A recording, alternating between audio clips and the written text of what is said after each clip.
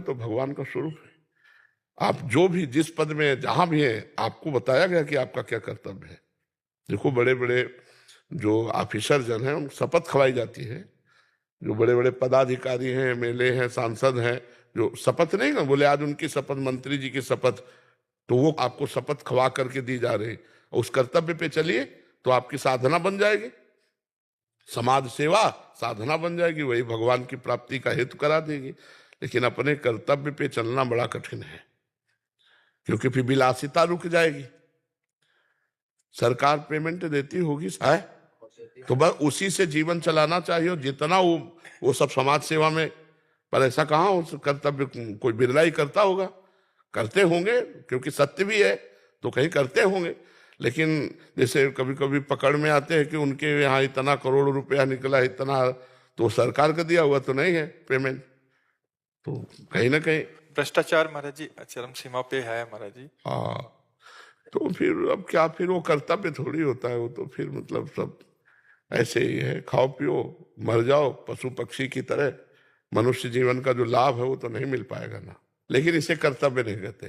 कर्तव्य तो कहते हैं कि सरकार के पैसे से जैसे आपको पेमेंट मिलती है, उसी से पानी पियो, उसी से भोजन पाओ, और अपना पेट्रोल लगा के जाओ, और फिर वहां काम करो आप। कोई किसी ने बोला कि हम करते हैं, बट कह रहे एक रीत बन गई है, उस रीति को कैसे तोड़ा हाँ, जाए? भ्रष्टाचार की रीति होती है, सत्य की कोई रीति नहीं है, भ्रष्टाचार की रीति होती है।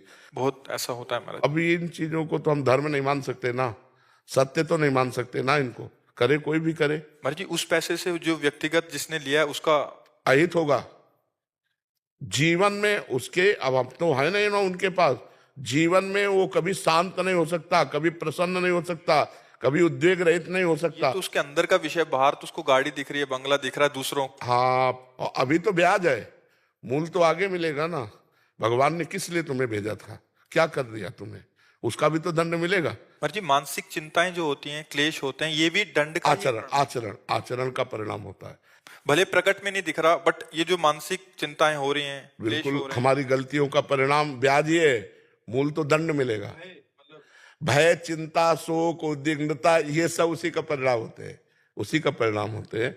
और बड़ी दुर्दशा होती है, बड़ी दुर्दशा, चाहे वो न्यायाधीश हो, चाहे कोई भी पदाधिकारी हो, यदि आप अपने कर्तव्य का पालन नहीं करते तो शोकित, चिंतित, परेशान एकदम। अगर बुद्धि शुद्ध करनी तो नाम जप करे, भजन करे, तभी बुद्धि शुद्ध होगी। रुपया से शांति नहीं मिलती, रुपया से आनंद नहीं मिलता, रुपया से सदगति नहीं होती। विमान थोड़ी खरीद लोगे जहां भगवान के यहाँ जाना है। तो रुपया धर्म पूर्वक कमाओ। देखो, हमारे यहाँ 4 पुरुषार्थ हैं, धर्म, अर्थ, काम, मोक्ष। तो धर्म पहले है, अर्थ लेने के पहले देखो ये तुम्हारा धर्म है कि नहीं। अगर वो अधर्म युक्त है तो भाई हम नहीं लेंगे। बड़ी बड़ी बड़ी मतलब व्यवस्थाएं हैं। ऐसा नहीं कि धर्मात्मा पुरुष गरीब होता है। चक्रवर्ती सम्राट महाराज अम्बरीश है, धर्मात्मा है। हाँ, ये जरूर है कि धर्मात्मा का साथ कम लोग देते हैं, बेईमानी का साथ बहुत लोग देते हैं। तो धर्मात्मा तो बिरले ही होते हैं। तो अपने को चाहिए कि कम से कम साधु संग मिला है, तो आप बिरले में हैं, आप सब साधारण में नहीं हैं, तो अब आप धर्म से चलिए।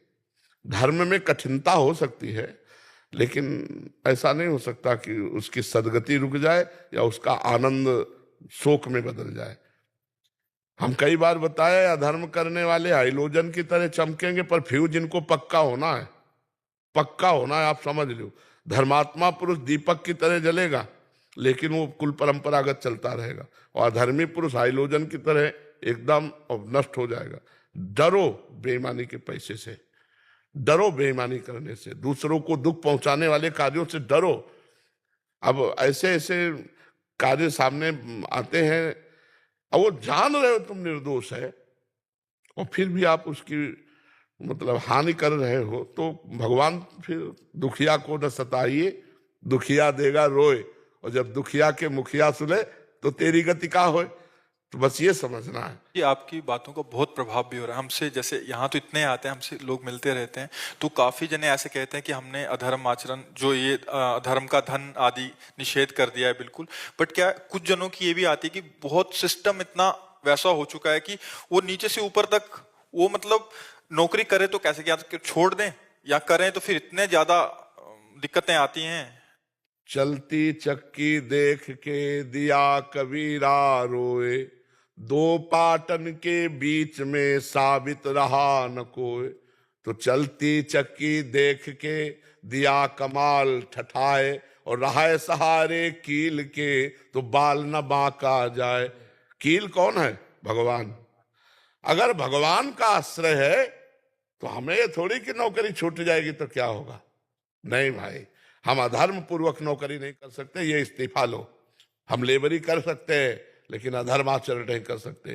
तो भगवान देख रहे हैं ना तुम्हारे, इसने वो कहीं ना कहीं ऐसी जगह से उठा देंगे कि आप चमक पड़ोगे, पक्का समझ लो। ऐसा नहीं कि अपने ही कि ये सब होता है। ये वाला भय रहता है कि अभी इसको छोड़ देंगे तो कहाँ, तो वो भगवान का भरोसा लेके, क्योंकि सहारा नहीं लिया ना, भगवान का आश्रय नहीं लिया ना, बात तो ये है ना। और भगवान का आश्रय है तो सब बात बन जाएगी। भगवान का आश्रय नहीं तब तो डर लगेगा ही।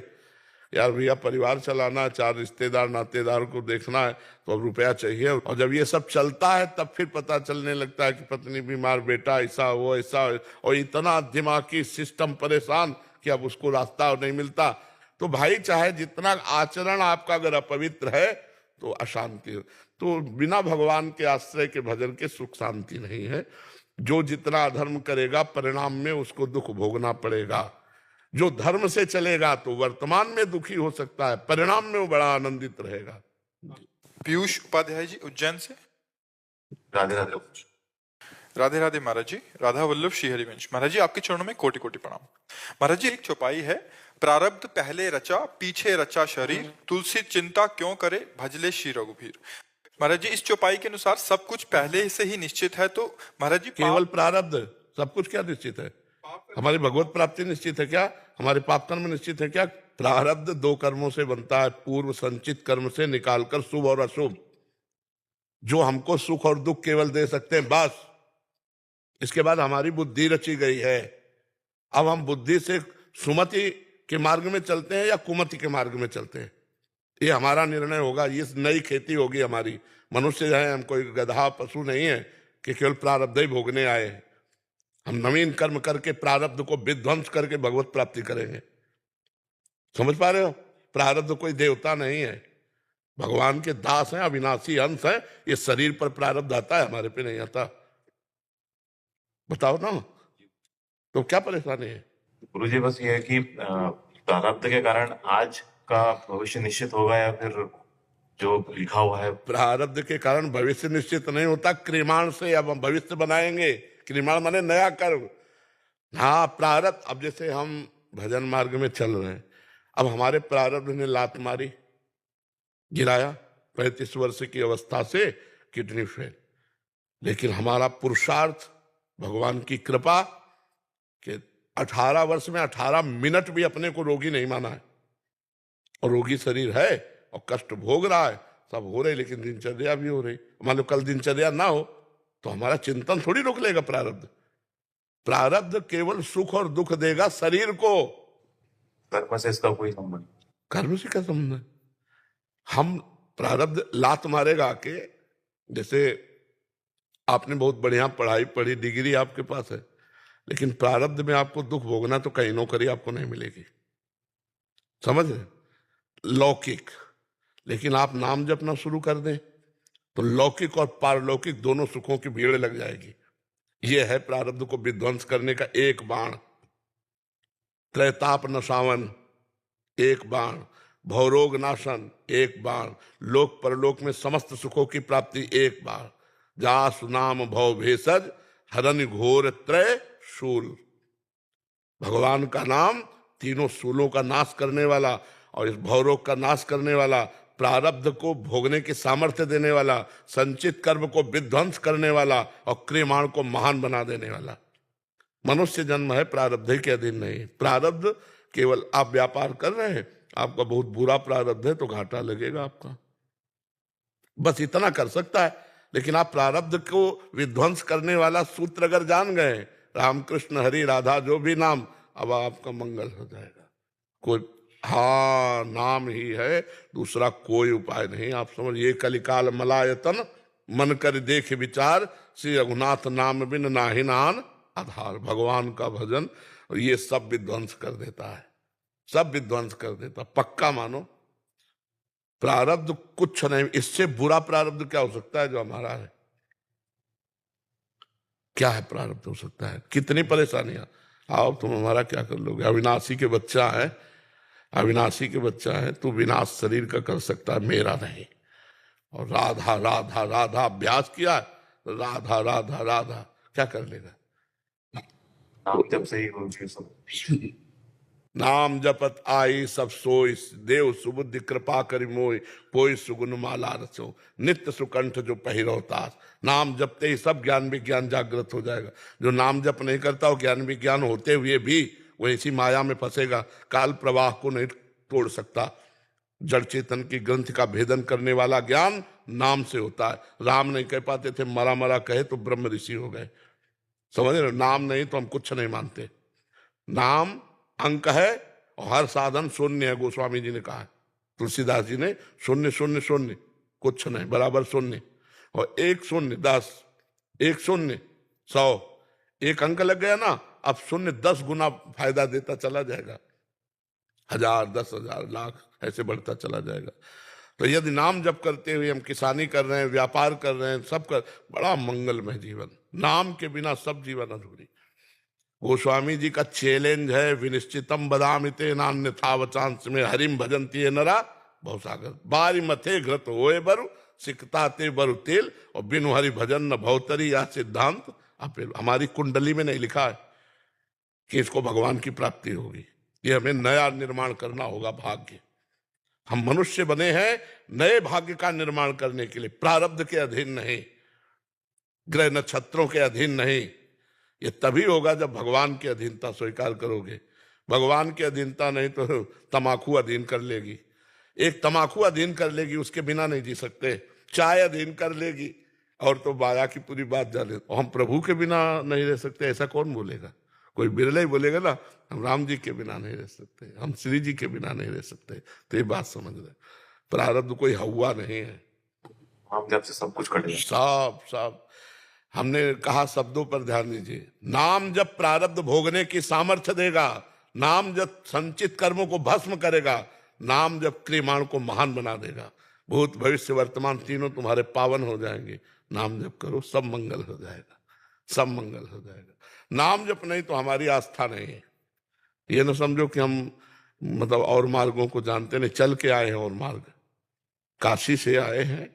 तो सन्यासी थे तो योग और सन्यास दोनों से मिला हुआ होता है।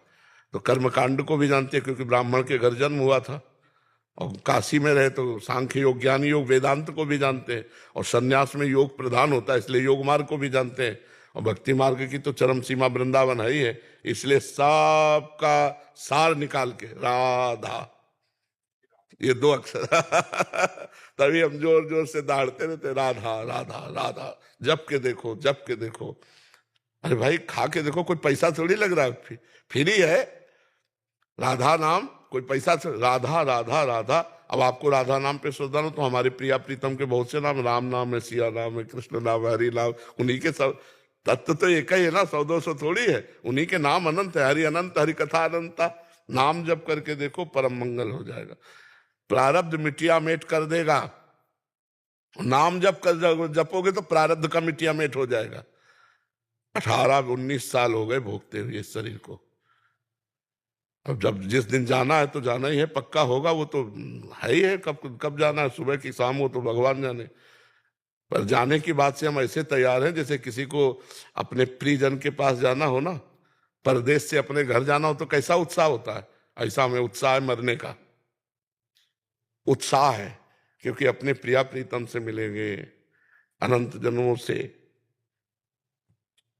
भटकते रहे, इस जन्म में अवसर दिया प्रभु ने, अपने स्वामी से मिलेंगे। हम उनके अंश हैं, वो हमारे अंशी है, वही हमारे सब कुछ है। और हम भूल गए थे, जब आज गुरु जी ने बताया, पता चला, तब उत्साह हुआ कि इस शरीर को छोड़कर अपने प्रीतम से मिलेंगे। आए मिले परिवार आपने, हरि हंस कंठ लगायो, बड़ो भाग वृंदावन पायो। तो प्रिया प्रीतम से मिलना क्या करेगा, प्रारब्ध क्या कर देगा, कुछ प्रारब्ध नहीं।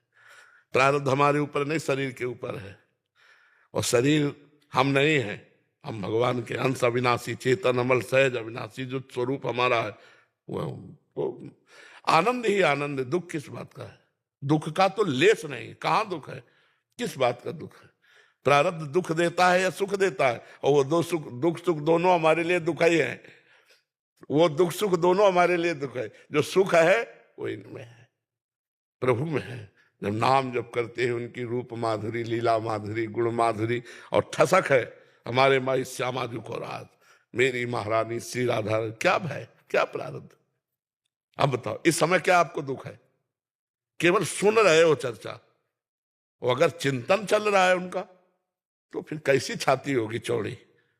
हाँ, पक्का समझ, हर परिस्थिति में एक अजीब आनंद, एक अलौकिक सुख भगवान देते हैं। हम कई बार बताया कि हम बचपन से बाबा जी हैं, अगर हमको भगवान सुख न देते तो हम माइक से कह देते, पर पक्का कहते हैं। हमारे समय ऐसे आनंदित रहते हैं, कई बार बताया कि अब कैसे बताऊं तुम्हें आनंदित रहते हैं हम भगवान को, कि मेरे प्रभु हैं, मेरे स्वामी हैं, मेरे इष्ट हैं, मेरे आराध्य देव, मेरे प्रीतम हैं। और जाना है तुमको भी, हमको भी, सबको भी, इसका नाम मृत्यु लोक है। और कुछ साथ नहीं जाना तो तुम्हारा घाटा हो गया, हमारा मुनाफा हो गया। अगर भजन नहीं किया तो तुम्हारा घाटा कुछ नहीं लेके जाओगे, और अगर भजन कर लिया तो वो साथ लेके जाओगे, तो आनंद रहेगा। आपको जैसे अमेरिका जाना हो, पास आपके पास हो, और वहां रिश्ता आपका समझ में कि हमारे संबंधी रह रहे हैं, वास की व्यवस्था हो, और जेब में खूब रुपया हो, आपको कोई परेशानी होगी क्या? और एकदम अमेरिका जाना पड़े, ना पास है, ना रुपया है, ना परिचय है, तो घबराहट पैदा हो जाएगी। ऐसे ही है, एकदम मृत्यु जब आएगी तो जो परिचय हो तो सब खत्म कर देगी, और जहां जाना है वहां परिचय नहीं, और जो खर्चा करना है वो राम नाम, कृष्ण नाम, हरि नाम रूपी धन नहीं। अब उसकी हालत देखो। तो इसलिए प्रारब्ध कुछ नहीं है, प्रारब्ध कुछ नहीं, वो केवल शरीर के ऊपर अपना प्रहार करता है। नाम जप करो सब सही हो जाएगा, नाम जप से सब ठीक है। अनंत जन्मों के संस्कार नष्ट करके भगवान का प्रेम प्रकट कर देता है नाम। सुमिर पवन सुत पावन नामो, अपने बस करी राखे रामो। हम भगवान को बस में कर लिया, अजित को जीत लिया नाम के बल से। सुमिर पवन सुत पावन नामो, अपने बस कर। नाम का अमोघ प्रभाव है, बस हमारी बात मान लो। जैसे बने तुम्हें जो नाम प्रिय लगे वो नाम जब करने लगो, तुम्हारा मंगल हो जाएगा। पहले जलन होगी, फिर शीतलता होगी। यत तज्ञे विस्म्यु परिणामे अमृतोपमम। जिसकी शुरुआत विष जैसी हो उसका परिणाम अमृत होगा। तो जब भजन शुरू करते हैं तो बहुत से विषय विकार, नाना प्रकार की जलन, अगर सह गए और भजन बढ़ाते गए तो भगवान की प्राप्ति निश्चित है। ये हमारे प्रारब्ध में दम नहीं है, ये हमारे भजन में दम है। ये इस समय के वर्तमान के भजन में दम है, जो प्रारब्ध को भी विध्वंस कर सकता है। सोनल सिंह जी पटना से। राधे राधे महाराज जी, आपके चरणों में कोटि कोटि प्रणाम। गुरुदेव, क्या शरणागत भक्तों को भगवान सिर्फ आध्यात्मिक सफलता पाने में सहायता करते हैं, भौतिक सफलता पाने में भी? अगर चाहे तो भौतिक सफलता भी देते हैं, ना चाहे तो नहीं देंगे, क्योंकि भगवान की आराधना झूठी वस्तु नहीं देती। अब आप बताइए कि आपने भगवान की आराधना की, आपको पूरी विश्व की जो जो चाहत किए वो सब मिल गई, फिर इसके बाद मरने का समय आया तो आपके पास क्या वस्तु जाएगी? तो ऐसी वस्तु सत्य सच्चिदानंद भगवान की आराधना से मिलना सौभाग्य है क्या? अब हमारी बात बताओ। सुंदर पति मिल गया आराधना की, सुंदर पुत्र मिल गए, मकान बढ़िया बन गया, कई गाड़ियां हो गई, इसके बाद हमारे मरने का समय आ गया तो जो हमारा तन था वो भी छूट गया, और सब छूट गया, तो वो लोग तुम्हारे पास बचा क्या? यदि भगवत आराधना का फल लौकिक उन्नति केवल मानी जाए तो मरने के बाद फिर क्या बचा हमारे पास? तो झूठा ही तो रहा। तो भगवान सच्चिदानंद अपने भक्त को झूठे पदार्थ नहीं देते, जब वो मांगता है तब फिर दे देते हैं। जैसे एक दिन द्वारिका में रुक्मिणी जी महालक्ष्मी का अवतार है, द्वारिकाधीश भगवान को भोग अर्पित किया तो ऐसे करके ऐसे हो गए। तो रुक्मिणी जी ने देख लिया कि ये स्थिति तब होती है प्रभु की जब कोई भक्त भूखा होता है। तो उनका प्रभु ऐसे से मुझे पता ये तो चल गया कि कोई भूखा है, पर कौन ऐसा भक्त है जो आपका भक्त है और भोजन नहीं मिला? तो उन्होंने कहा सुदामा कई दिन हो गए उसके घर में भिक्षा ही नहीं मिली, तो कहा प्रभु आपका भक्त और मैं आपकी सेविका हूं, आप आदेश कीजिए लोक की लोक संपत्ति वहां पहुंचा दूं। तो कहा वो इच्छा रहित है, इसलिए मेरी सामर्थ्य काम नहीं करेगी। भक्त इच्छा करे लौकिक वस्तु की तो मैं दे सकता हूं, अगर वो कामना ना करे तो प्रभु अब दोबारा हम ये नहीं देख सकते कि आप ऐसे दुखी हो जाए। तो उन्होंने कहा कि आप जाओ और इच्छा पैदा करो। तो बोले सुदामा के तो हृदय में पैदा ही नहीं कर सकते, क्योंकि जो निष्काम हृदय है, जहां भगवत प्रेम है, वहां इच्छा नहीं। श्री कृष्ण श्री कृष्ण श्री कृष्ण इतने में मगन रहते सुदामा जी। तो उनका उनकी पत्नी के हृदय में पैदा करो। तो भगवान भिक्षुक बन के गए और कहा भिक्षाम दे। और उनकी पत्नी तो परेशान हो गई कि अतिथि आया, साधु आया दरवाजे, और कैसे बतावें कि यहाँ खुद कई दिन से भोजन ना हमें मिला, ना बच्चों को मिला, ना पति को, और सुदामा जी भिक्षा करने गए थे तो मिलता ही नहीं था।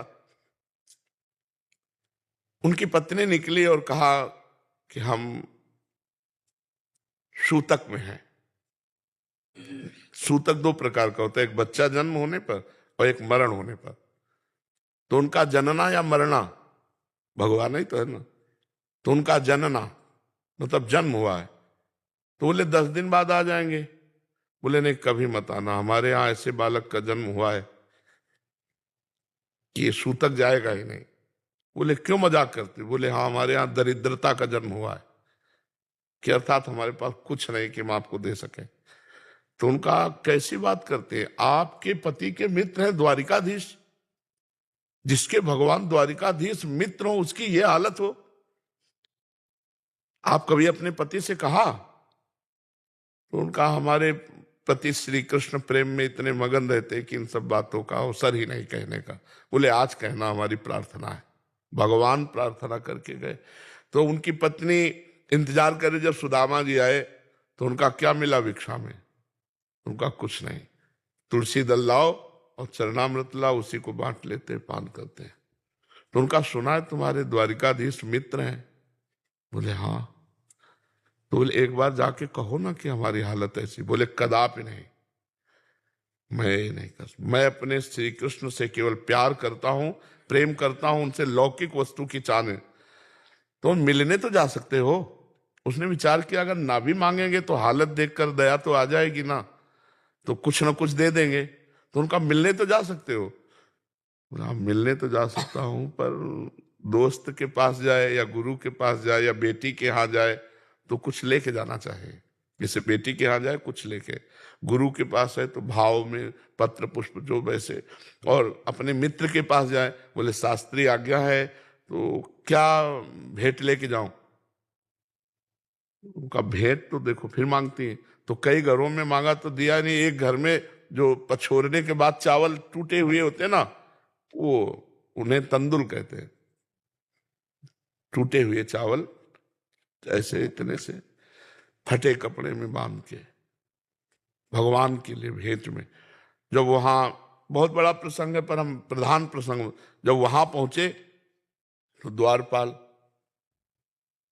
हड्डी हड्डी सुदामा जी की फटे कपड़े, कहां से आए हो? तो उनका ये सम्मत पूछो, तुम केवल इतना बता दो जाके कि सुदामा नाम का तुम्हारा मित्र आया है। तो द्वारपाल देख रहे मित्र कहाँ, द्वारिकाधीश और कहा ये भिक्षुक, भला ऐसे मित्र देखे गए? मित्र तो समानता होती है। उनका एक बार आप निवेदन कर दीजिए जाके। जे ही कहा जाके सुदामा, तो भगवान आसन पे बैठे थे, ऐसे उठ के भागे। तो द्वारपाल आश्चर्य मान रहे कि ब्रह्मा जी आए, शंकर जी आए, तो भी ड्योढ़ी पर खड़े रहना पड़ा, और भगवान बाद में उनको बुलाए, ऐसे भागे कभी नहीं। और ये भिक्षुक को देख के भागे। भगवान दौड़ के ऐसे गले लगाया, आए और स्वयं रुक्मिणी जी के पलंग पे बैठाला, चरण पखारे। सुदामा जी तो कि ऐसा फटी बेवाई भगवान देखकर अश्रु चलने लगे भगवान। पर भगवान ने ये नहीं कहा कि तुम इतने दिन क्यों हो गए आए नहीं, इतना कष्ट सहते रहे, भूख प्यास है, सब ठीक है। भगवान लौकिक संपत्ति की कुशल मंगल नहीं पूछते, भगवान आध्यात्मिक संपत्ति की कुशल मंगल पूछते हैं। फिर भगवान ने परिचय बताया कि हम दोनों दोस्त थे, संदीपनी जी के यहाँ पढ़ते थे और सबसे अर्घ पूजा पाद्य करवा, 2-4 दिन आराम से खूब खवाया पियाया, खूब आनंद से रहे। और जब जो वस्त्र पहनाए थे भगवान ने, जब चलने की बात आई तो भगवान ने कहा देखो ये वस्त्र उतार दो, क्योंकि रास्ते में कोई गार्ड तो है नहीं, तो कहीं कोई लुहायमान होकर राजसी वस्त्र तुमसे उतारने के लिए तुम्हें कष्ट न दे दे। सुदामा ने कहा कितने कृपालु श्री कृष्ण है कि अपने प्रेम के सिवा अपने भक्त को लौकिक कोई वस्तु नहीं देते। भगवान साथ ऐसे चले कि चलो। तो सुदामा जी के मन में आया कि हमें लगता है कुछ मुट्ठी में लिए हैं क्या रास्ते में देने के लिए। भगवान ने कहा इधर से जाकर, बोले हमें रास्ता पता है प्रभु, जहां से आए जैसे आए। सुदामा जी के उन तंदुलों को भगवान ने छीन के पाया था और 2 लोक की संपत्ति दे दी थी, पर सुदामा जी के साथ में एक भी पैसा, एक भी वस्त्र, एक भी पदार्थ नहीं दिया था, और वो संपत्ति पत्नी को दी थी। सुदामा जी को कपड़े भी जो पहनाए थे वो भी उतरा के वही पुराने कपड़े दे दिए थे। जब सुदामा जी वहां पहुंचे तो कि नगर तो हमारा ये इस एरिया में था, ये राजमहल, और ये हमें लगता है हम भूल गए, द्वारिकापुरी आ गए क्या। इतने में उनकी पत्नी स्वर्ण के हार सब पहने और सब सेवक सेविकाएं, तो उनका देवी तुम दूर रहो, हमारा स्पर्श मत करना, कौन हो तुम। तो उनका मैं तुम्हारी पत्नी हूं। बोले नहीं, वो तो फटा कपड़ा पहने एक झोपड़ी में हमारा पुराना। बोले ये सब द्वारिकाधीश की कृपा। तो उनका हो गई कृपा तो तुम इसको भोगो, हम तो श्री कृष्ण प्रेम को केवल भिक्षा से जिएंगे, झोपड़ी में रहेंगे, इस महल में नहीं घुसेंगे, महल में तुम रहो। ऐसी भक्ति होती है, ये आध्यात्मिक रंग होता है। सुदामा जी ने श्री कृष्ण द्वारा दिए हुए प्रसाद स्वरूप वैभव को नहीं भोगा और श्री कृष्ण के प्रेम में आंसू बहाते हुए पूरा चिंतन करते हुए जीवन व्यतीत किया भिक्षान्न से। ये हम आंतरिक बात कह रहे हैं। आप यदि चाहेंगे तो भगवान आपको दे देंगे, लेकिन क्या ये चाह सही अच्छी है? अमूल्य भगवान का भजन करके हम नाशवान वस्तुएं मांगे, ये तो हमारे प्रारब्ध से मिल ही जाएंगी। जैसे ना चाहते हुए प्रारब्ध से हम दुख भोगते हैं, ऐसे ना चाहें तो भी हमें सुख भोगना पड़ेगा। इसके लिए हम क्यों चाह करें प्रभु से? ये मांगो भगवान से कि भगवान जो प्रारब्ध अनुसार दुख सुख आवे हैं उसे हमें भोगने की सामर्थ्य दो, और सदैव आपका चिंतन करें, केवल आपसे प्यार हो बस, और कुछ नहीं, आपसे प्रेम हो। आप हमें एक बार अध्यात्म कि आप मुझे अमुक अमुक वस्तु दे दो, पदार्थ दे दो, तो सब यहीं रह जाएंगे, ये शरीर भी यहीं रह जाएगा। तो हम अमूल्य नाम को बेच करके क्या खरीदा? मान लो आप हीरा ले जाओ और हीरे के बदले में कबाड़ लाद के लाओ, तो आपको कोई बुद्धिमान कहेगा क्या? तो नाम रूपी हीरा, भगवान का भजन रूपी हीरा, अध्यात्म रूपी हीरा से ये कबाड़ खरीदो। यहाँ कौन सी वस्तु हमारे साथ जाएगी? ये शरीर भी तो नहीं जाएगा, जिसे बहुत प्यार करते हैं, अपनी आत्मा मानते हैं इसे, ये भी तो धोखा दे देगा, तो और कौन संग जाने वाला है? यार हमें लगता है भजन का फल है भगवान से प्रीति होना, भजन का फल है इस संसार से वैराग्य होना, भजन का फल है परोपकार की भावना में खूब आनंद में जीवन व्यतीत करे, दूसरों से सुख लेने की भावना का त्याग हो जाए। तो ये भोगों की बात तो मुझे समझ में नहीं आ रही कि भगवान की कृपा से हमें भोग प्राप्त हो। क्यों? आपको बात समझ में आ रही? और अगर चाहोगे तो भगवान जो इच्छा करी हो मन माही, हरि प्रसाद कुछ दुर्लभ नहीं। भगवान की कृपा प्रसाद से कोई दुर्लभ थोड़ी। ध्रुव जी भगवान का परम पद भी प्राप्त किए और राज्य भी प्राप्त किए।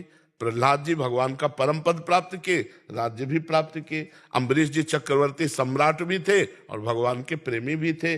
विभीषण जी भगवान का परम पद भी प्राप्त किए और राज्य भी प्राप्त किए। अगर थोड़ी भी लालसा है तो भगवान वो इच्छा पूरी कर देंगे और भगवान भी मिलेंगे। तो हमें लगता है सर्वज्ञ भगवान से लालसा क्यों करें?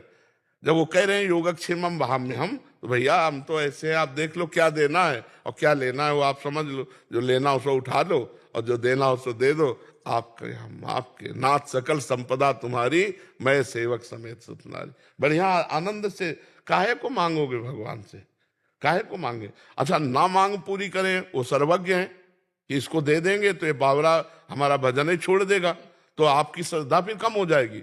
कि हम इतना भजन करते हैं, भगवान से मांगा और फिर अगर सही ज्ञान के मार्ग में ना चलो तो अश्रद्धा पैदा हो जाए। जी हिमांशु मिश्रा जी काशी से। राधे राधे महाराज। राधे राधे महाराज जी। महाराज जी, इस शरीर को 2 साल पहले तक भक्ति करना, मंदिर इत्यादि जाना औपचारिकता लगता था, लेकिन जैसे जैसे आपके सत्संग का सानिध्य मिला, भक्ति मार्ग का असली मतलब समझ में आया। महाराज जी, आपके श्रीमुख से सुना है, कबहू मन रंग तुरंग चढ़े, कबहू मन सोच करे धन का, कबहू मन नारी प्यारी लगे, कबहू मन त्याग करे बन का। महाराज जी, ये सारी चीजें इस शरीर के साथ भी होती हैं। महाराज जी, ऐसे में कैसे मन को नाम जप में लगाएं? क्यों, जुबान से लगाओ। उपांशु में बड़ी सामर्थ्य है मानसिक तक पहुंचने की। मानसिक का तात्पर्य है मन के द्वारा जप करना। तो मन जब लग जाएगा तो संकल्प विकल्प सोचेगा ही नहीं, इधर उधर की बात सोचेगा ही नहीं। पर इतना पवित्र करने के लिए उपांशु, उपांशु का मतलब होता है ऐसे, हमारी जबान हिल रही लेकिन क्या हम कह रहे हैं ये पता नहीं। तो अब जैसे समाज में है तो हम राधा राधा राधा राधा ऐसे नहीं जप सकते, क्योंकि एक व्यवहारिकता भी होती है, अपनी बात को छुपाया जाता है। हम कीर्तन करते तब तो बात अलग है, लेकिन जैसे हम जप कर रहे हैं तो इसको छुपा के करें। महाराज जी, जब कभी भी नाम जप करते हैं तो लगता है कि पूरा ब्रह्मांड का मतलब सारा प्रॉब्लम दिक्कत पूरा अभी आ जाएगा। हाँ, क्योंकि वो मन के छुपे हुए विकारों को निकालता है ना, इसलिए घबराने की जरूरत नहीं। गंदगी साफ हो रही तो अच्छा लगना चाहिए ना, पर वो मन में जब विषय आते हैं तब जलाते हैं और जाते हैं तब जलाते हैं, ये जलन ही है।